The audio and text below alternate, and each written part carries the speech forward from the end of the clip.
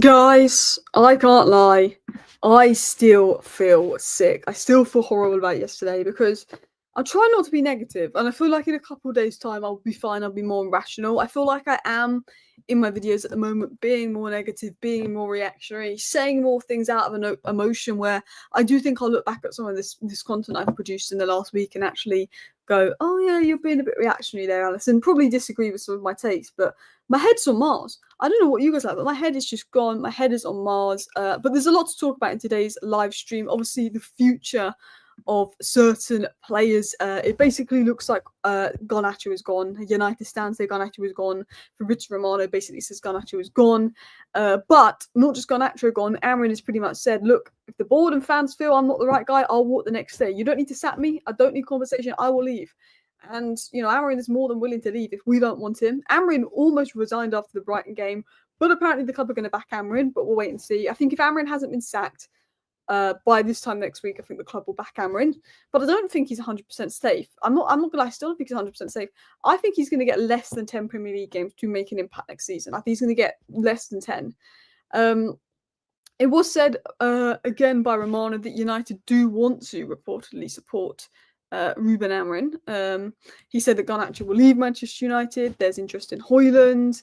I think Hojlund will leave Man United. I think he's leaving on loan, though. I'm going to get into that in a second. We're going to talk about the whole relationship between Garnacho and Manchester United. Apparently, the relationship between Garnacho and Manchester United is really bad. It's really sour. We're going to talk about how Man United can technically spend 400 million. I did a piece talking about how Manchester United can spend 400 million this summer. Someone said stop. Someone said back Amorim. Someone said stop blaming the board or the owners. I'm assuming you don't support Man United because, look, the players are crap, but the reason we're in this state is because of the board and the ownership. So I think the people that deserve the most blame is them. We're going to talk about the clear out. Man United want a proper clear out. They've made 100 million loss from that game yesterday. They want a proper clear out. And look, more players are inclined to leave now. Some of the players that wanted their wages, they're going to get 25% less. So they're more inclined to leave. Apparently Cunha's close. So that's the PR spin tomorrow. They'll announce Cunha, won't they? Anthony, Rashford, Sancho expected to go. Cherky interest still there. And Buemo interest still there.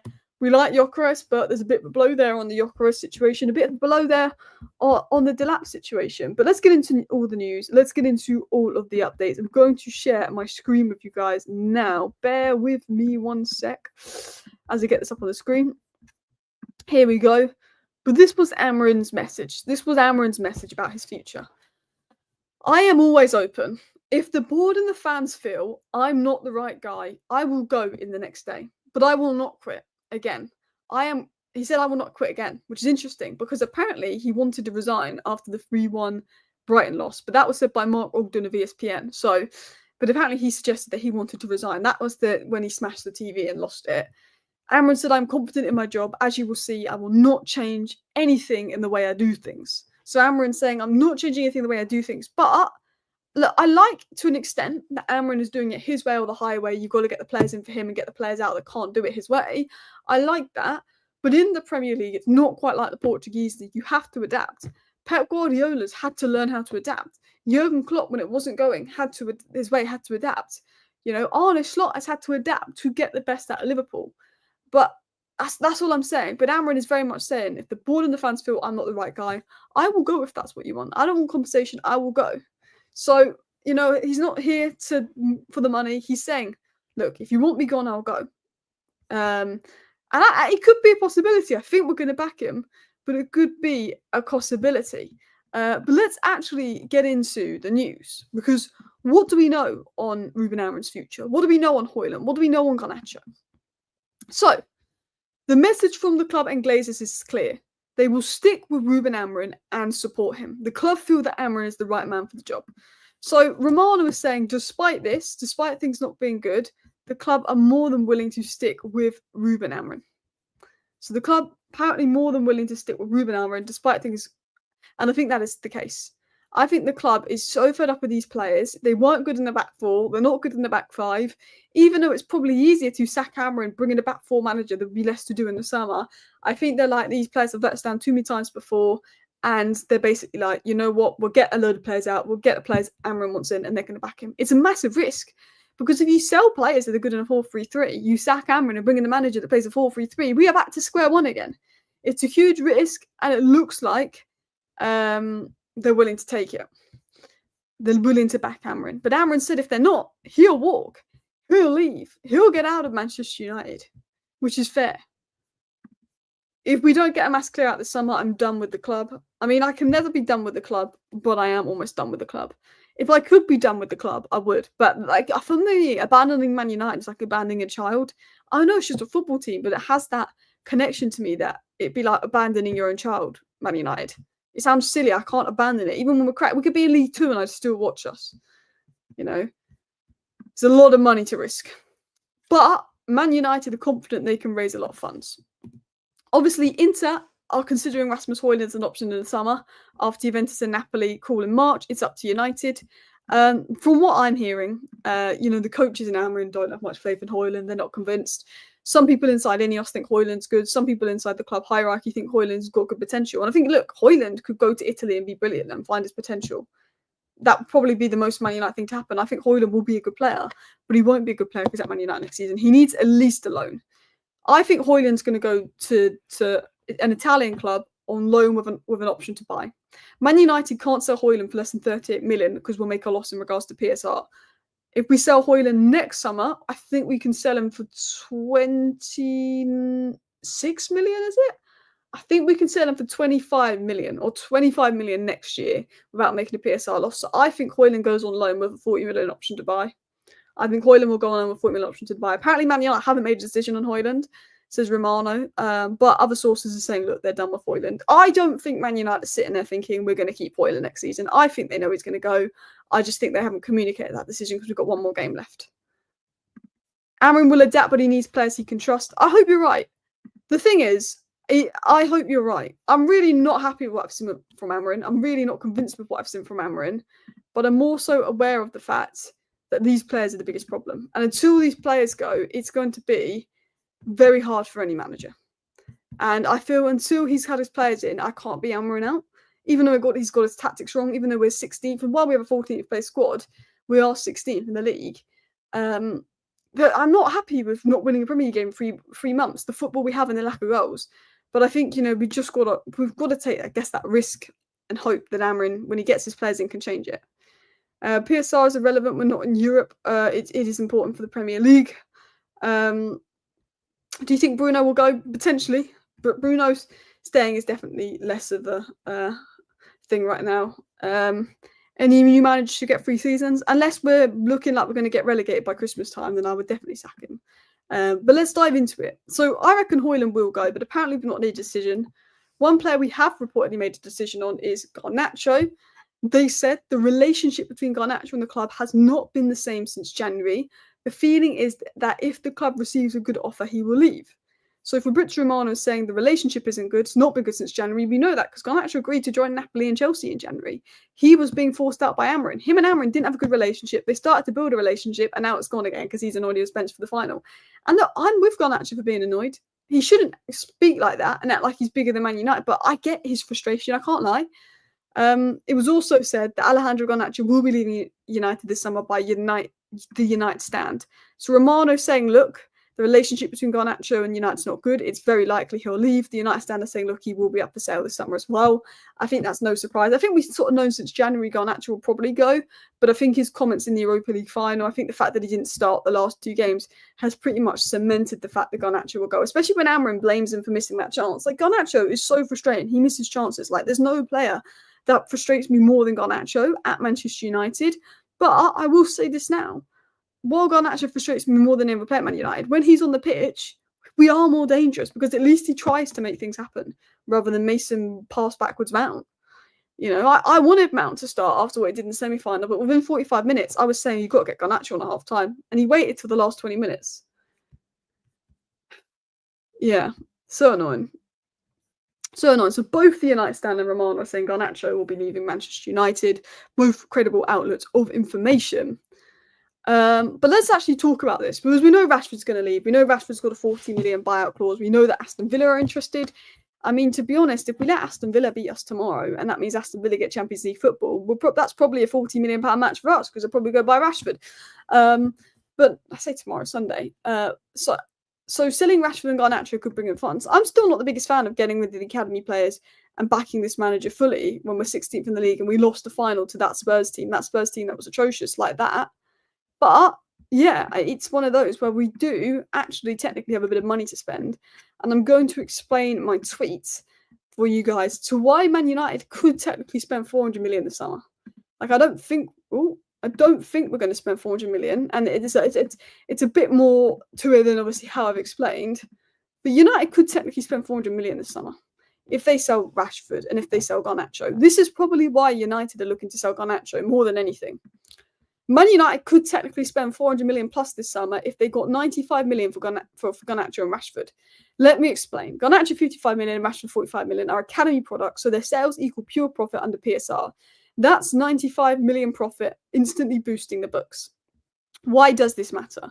When you buy a player, the cost is amortized over their contract, e.g. buy someone for 60 million on a 5-year deal, only 12 million per year on the books. So if United makes 95 million in pure profit, they could theoretically spend up to 4 to 5 times that, which is between 300 million and 475 million, and still comply with PSR depending on wages and contract lengths. Not saying that we will do that. It comes with its own risks as well. Again, it will make it harder to spend in the following seasons because you'll still be paying off those transfers over the years. But essentially, if Manchester United sold the following players: Hojlund, Garnacho, Rashford, Antony, Sancho, Casemiro, Malacia, Baindia, this even includes like a Nana, we'd probably raise around £221 million from those players. But again, I think minus the 40 million, I think Hojlund will be a loan with option to buy. Let's say that. Bruno could go, 100 million in there. Anana could go. But let's say we raise around 200 million in sales. The players leaving on free plus these players' wages, we're looking at about 86 million, 0.5 in wages saved. So you're looking from wages and transfer fees of just 300 million saved. But on top of this, sales, on top of the wage savings, a 95 million pure profit could open the door to Man United being able to spend over 400 million this summer. Again, it would hit us further down if we're not selling the following year and paying off those. We couldn't do much the following year. But if Man United was serious, and this is probably why they'd be interested in selling Garnacho, is the funds they can get. And Napoli is still interested in Garnacho. Chelsea is still interested in Garnacho. There is interest there. So this is true. Kieran Maguire, who's a very good journalist when it comes to the financial side of things, was asked by someone in the comments, can this be done? Can this scenario be confirmed? He said, yes, it can be done. Assumes the players are in on the same wages as those departing, but broad principles apply. And he's a good source of information. So that sort of explains why United will be looking at selling Garnacho, why United will be looking at selling a Rashford more as well from my financial perspective, because that's what pure profit can get us. So it's not like the financial crisis is bad, and not being in the Champions League puts us in a point where if we sell Bruno's just paying off the fact that we're not in the Champions League. And that 100 million loss. And also it's harder to get players like Gyökeres. But if United sell the academy players, which they're probably looking to do, Garnacho's going to go, then we are in a position where we can spend a bit more in the summer. It's said that Al Hilal were going to make a move to sign Bruno Fernandes. The interesting thing is Bruno said if he wanted to leave for money, he would have left by now. He wants to leave for trophies. So that says to me, and that was what Bruno said after the match yesterday, that he's not interested in leaving for Saudi. He's only interested in leaving for trophies. But Sky Sports have already reported that Saudi club are interested in signing Bruno Fernandes, but Sky Sports just doing that as a guesswork piece because we've lost. How, and I've talked about this a lot, media and guesswork, but when we signed Amorim, within a week of us signing Amorim, these journalists were telling us we wanted Diamonde, these journalists were telling us we wanted Trincao, and these journalists were telling us we wanted Inacio and we wanted Gyökeres. Within a week of signing Amorim, I don't think Amorim had a meeting with the board and said, Gyökeres, Trincao, Inacio, Diamonde, bring them to Man United. But within a week of signing Amorim, or before Amorim had even arrived at Manchester United, but we knew we were getting him, 6 or 7 journalists started telling us that Amorim wants this player, Amorim wants that player. I know Amorim hadn't had any conversations with Manchester United at that point about what players he wanted. But because we needed a striker and Gyökeres was at Lisbon, because we needed this player and that player and they were at Sporting, the media just said, within the minute we knew Amorim, within 2 days of Amorim being announced as the Man United manager, the media and so-called sources were telling us Amorim wants to sign this guy and that guy, which we know Man United don't want to sign this summer. But it was because they were at Sporting and the Amorim links that we got linked to them. There's a lot of guesswork in the media. There's a lot of guesswork. about, Man United are going to go for this person and that player. And I think, Sky's just guessing. We've lost. We're not in the Champions League. Let's do a guesswork piece. That's what I think Sky are doing. Again, with the Southgate links. Oh, because Ashworth's in and he's worked with Southgate. He must be looking at Southgate. Must be looking at Eddie Howe because he's come from Newcastle. We never looked at Eddie Howe. We knew we could never get him. The media come up with so much guesswork. Someone said, please get Hugo Sousa a good goalkeeper. Please just get a goalkeeper. Luke Shaw needs to go. He does. I don't know if he will go because of his injuries, but he needs to go. Rashford, Anthony, Rasmus, Lindelof, Luke Shaw go to Italy. Some of them will be good when they leave. Do you think Amorim underestimates Spurs? I don't know if I say underestimated. I just think he was unprepared.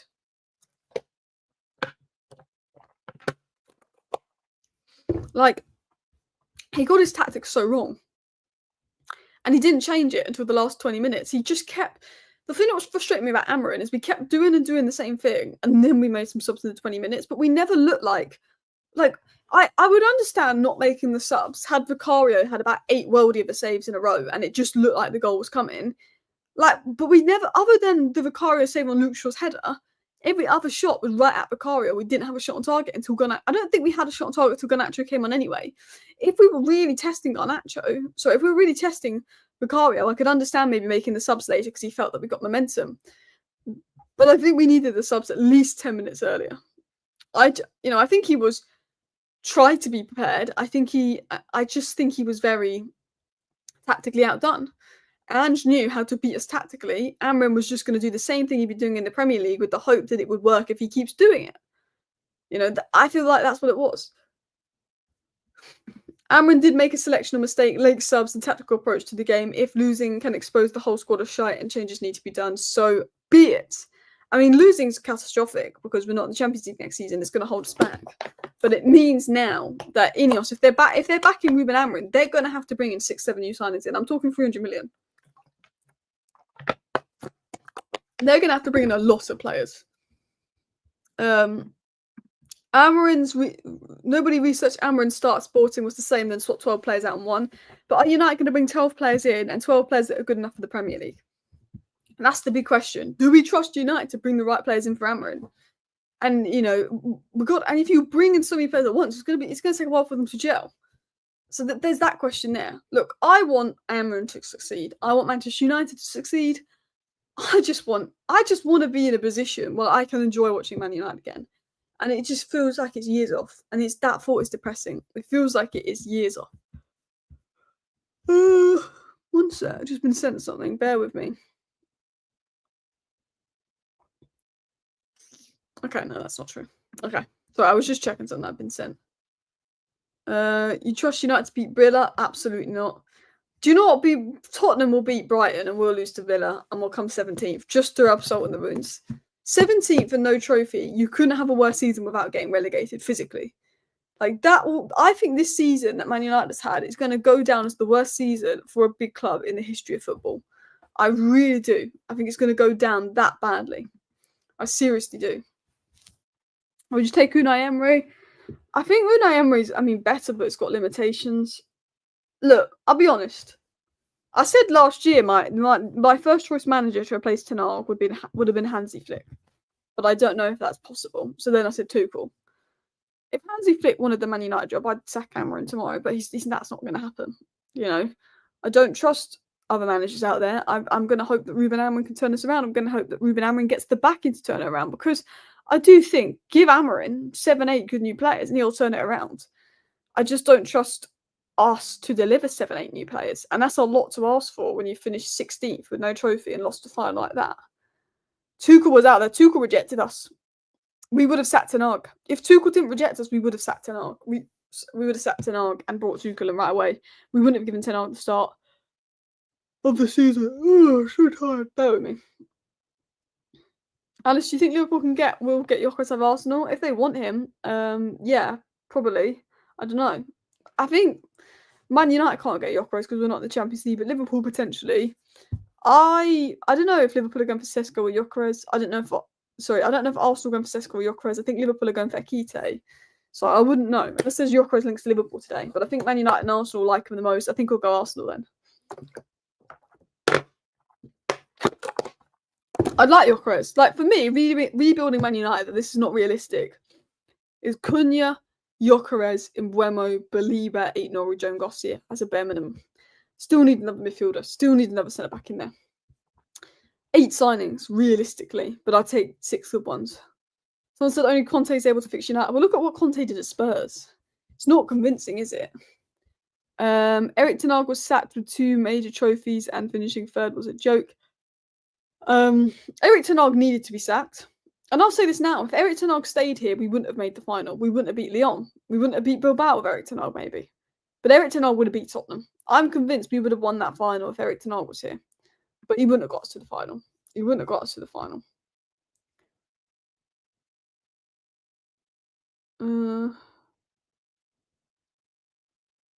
I said Man United last season should get Flick. I said if we're going to replace Ten Hag, my first choice would be Flick. I said that. He would be my first choice. He went to Barcelona and look what he's done. Flick would have been my first choice easily. I think, and also his system would have suited a better change from Ten Hag than Amorim's. You know, you go from Ten Hag system to Flick's system, it's easier than going from Ten Hag system to Amorim's system. The current situation is not going to help us attract players. Lenny Yoro went on an Instagram blackout, I think. Lenny Yoro, after the game, apparently, I don't know if it's still the case, blacked out his old social media. He's clearly upset. Lenny Yoro's clearly upset. He's taken a break from social media. You know, do you know what worries me? Is we've got a gem in Lenny Yoro. Lenny Yoro was the best player for us yesterday. An absolute gem in Lenny Yoro. If we're sitting there 12th next season, he's going to go to Madrid. He's going to go to Barcelona. We're going to lose the good players we have if we don't snap up next season. Like, we've got to fix up next season. We haven't got European football, so we're not going to be run into the ground. We don't need as big a squad. We're going to have less injuries. But I tell you this now, next season, top 6 and win the FA Cup. Get back in the top 6 and win the FA Cup. That's what I want to see. Get back in the top 6 and win the FA Cup. Or the Carabao, but rather the FA Cup. I want Man United next season to at least be playing Europa League football. You know, not next season, the season after, because we're not in Europe next season. But I want to make sure, look, I want Champions League football in 2 years' time, but at least back in the Europa League next season. Because Man United aiming for 6th place should be embarrassing. 6th place should be an awful season. But now we're sitting there hoping for 6th place. Who are we placing in the top 6? I think Spurs will struggle next season. It depends what other clubs do in the window. Like Man City, Arsenal, and Liverpool will be the top 3. It depends what Villa do in the window. It depends Newcastle do in the window, because Newcastle are very good. But the minute Newcastle were in the Champions League, their squad depth. Newcastle, look, they got Jolinton, Bruno Guimaraes, and Tonali midfield. The minute one of them's injured, it's a difference. You know, Isak's injured, Callum Wilson comes in, it's a difference. So I assume Newcastle are going to sort out their squad depth because they've not spent the last 3 summers. I assume, you know, Villa will do well. I think Forest will drop off. I don't know about Chelsea. You know, they got found out a little bit the second half of the season. Be interesting to see if they fall off a little bit next season. But I just hope we can get in that top 6. But it massively depends on what happens in the summer. Relegation battle, we're done. Next season finishes 17th. Burnley 17th, United 18th. I mean, there's that worry. You know, if Burnley leads, and I don't know who else is coming up, are better than the promoted sides of last year, which probably isn't hard, we could have gone down this season. If the promoted teams were better this season, we could have honestly gone down. Like listen to that. If the promoted teams were better, 38 points, we could have easily got relegated this season. Easily got relegated this season. You know, I'm thinking, I'm in a position, I'm sitting there thinking, what are Burnley doing in the transfer window? What are Leeds doing in the transfer window? Oh, bear with me one sec. Like, why am I sitting there thinking about what Burnley and Leeds are going to do in the transfer window? Because they're our relegation contenders next season. That's what that club's got me in. That is the state that Manchester United got me in right now. Honestly, it's scary. Manchester United has decided to go ahead with the barbecue at Carrington for players, their family and staff, despite the Europa League final defeat. Man United's 20 grand parties going ahead, despite the Europa League final defeat. Pathetic.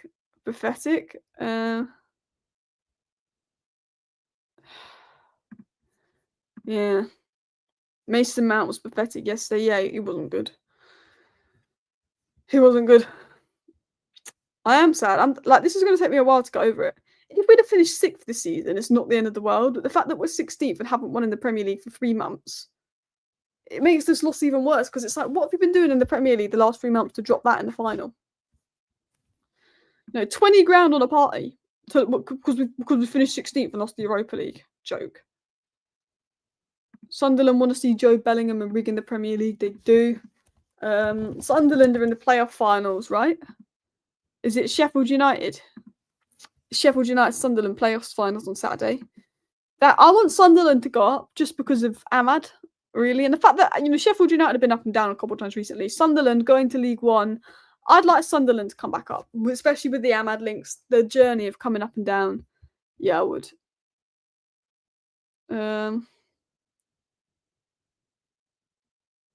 Flex kids are young with good car day. They can all run long distances. They have the skills. Look, Man United need to recruit athletic players. This is a problem. Like, at the end of the day, Basuma and Sarr, they might not be Tottenham's best midfielders, but they're bloody athletic. A doggy is absolutely an engine when it comes to athleticism. The 2 best players on the pitch for Man United were Dorgu and Yoro, because Dorgu and Yoro can compete with the physical levels. Bruno, playing that deep, struggled with the physical levels. Casemiro, we know he struggles with the physical levels. Luke Shaw physically was off it. Mason Mount couldn't deal with it physically. Ahmad was being triple team, and Hojlund can't deal with the physical levels. Xerxes was better than Hojlund. Xerxes could deal with the physical levels. Yoro could deal with the physical levels, and Dorgu could deal with the physical levels. So the good thing is the 3 of Ineos' signings could deal with the physical levels. That's why you need Mbeumo. That's why you need Cunha. That's why you need Belieber, Nori, Gyökeres, players that can compete in the physical levels. Because physically, we're so done. Physically, we're so done. It looks like Manchester United are ready to sell. It looks like Manchester United are ready to rebuild this team, to be brutal. United Nad said this. Manchester United intend to go big this summer. A proper clear-out is planned, with lots of players up for sale and also want to make multiple top signings. They lost yesterday has not hampered their intentions and plans. I hope you're correct. I hope we're still ready to spend big and go big. The one thing I will say is I wanted Champions League football for the money and to keep our best players and attract best players. But I'm almost happier next season that we don't have Europe so we can focus on getting our league form. Because 8th and 16th, we're on track for 24th next season, but luckily there's not 24 teams in the Premier League. We're going down 8 spots a season. So for me, I guess having the Premier League just to focus on next season is better. Win one of the domestic cups. Win one of the domestic cups. Do what you need to do in the Premier League next season. That's what I want to see from United. I guess it's better in that sense. But to lose the final like that, the Champions League, the financial side, I think a trophy would have made us feel better. It is a disgrace. Like, I'm fuming. I want a Champions League because of the money and the traction and the pull. It's easier to rebuild the club. And I'm fuming because I feel like this club is going to be further behind in the rebuild. But I guess the one positive is we don't have to worry as much about, injuries and squad depth as much next season. I hope Janelle gets a job with lots of backing, buys back all the dog shit he brought our club. He was the most damaging manager, set us back 10 years. He brought us all the dog shit and his talent IQ was crap. But at the end of the day, if we had proper people in to buy that dog, if we had proper people in, we wouldn't have brought half the dog shit for what we did. Look, let's be honest, if Mercer and Arnold weren't there, we wouldn't have spent 85. Nobody else in their right mind would have spent 85 million on Anthony. Nobody in their right mind would have spent 72 million on Hojlund and 55 million on Mason Mount with 1 year left on his contract. Like, let's be honest, at the end of the day, Eric Ten Hag's signings were awful. In one window, we spent 170 million on Hojlund, Mount and Anana. In one window, they were our 3 signings. That was a horrible window. And the recruitment was horrible under Ten Hag, but Ten Hag wanted those players. But the idiot board brought them. The idiot board brought those players. So that I wish Ten Hag all the best at Leverkusen. He's set to go to Leverkusen. But just remember, the idiot board at the end of the day were the ones that... Ten Hag wanted Hojlund, but, he might have wanted Hojlund for 40 million. It was the board that decided to spend 72 million on him. We've got to hope that Ineos are smarter. And what we know on Ineos is, according to Romano, United are close to the deal with Cunha. They're working on the deal, and it depends on the money situation. We know that even apparently, according to the Times, that we will have a budget of over 100 million, even without winning the Europa League. The sales will boost this figure. And apparently, we do have a strong interest in Turkey. and United's reps are going to hold talks with Lyon over Turkey. We also know that Manchester United, according to the Mirror, will listen to offers for every player in the wake of their disastrous Europa League final defeat. No one will be immune from being sold, even Captain Bruno. For me, Yoro and Ahmad should be immune from being sold. I would say Maino, but he clearly is not wanted that much by Amorim. But literally, apparently, anyone could be sold. Anyone could be sold. I think Ineos have woken up, and I think, do you know what? The only good thing to come out of that final is I think the club are going to be brutal this summer. I think the club are going to be brutal. I think they know they have to be brutal. Like, if I was going to be honest, I think that's the only good thing to come out of this, is I think they're going to respond with some force. I think it's going to be brutal. Listen, people, I'm just going to make sure there's no more news, there's no more stories, because there's been so much going out, and a lot of it is PR spin that we're going to spend this and we're going to spend that and we're going to do this, we're going to do that, and I can't be bothered with it. But I'm going to wrap up the live show here. I will have another live show or video out tomorrow morning, maybe something tonight. Thank you for watching. Bye.